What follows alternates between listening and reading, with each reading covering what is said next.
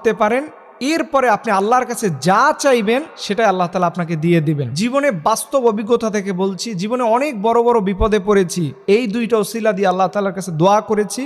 আল্লাহ তাআলা বিপদটা কিভাবে করে এত সহজভাবে কাটিয়ে নিয়েছেন এটা আপনি কল্পনাও করতে পারবেন না।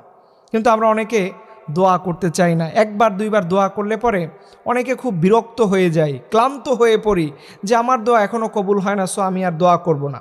না, আপনি আল্লাহর কাছে অনবরত দোয়া করতে থাকবেন। এর কারণ যে বান্দার দোয়া যদি দেখেন আস্তে আস্তে কবুল হয়, আপনি যদি দেখেন যে আপনার দোয়া আস্তে আস্তে কবুল হচ্ছে, তাহলে ভেবে নেবেন আল্লাহ তাআলা আপনার এই আকুতি মিনতি, আল্লাহর কাছে এই ফরিয়াদটা আল্লাহ খুব পছন্দ করেন। তাই চাচ্ছেন যে আপনি তার কাছে বারবার দোয়া করেন। আর আল্লাহ তাআলা চায় যে এই বান্দা বারবার চাইতে থাকুক, আমি একটু পরে তার যথাযথ সময় তার মনের আশাগুলো পূরণ করে দিব।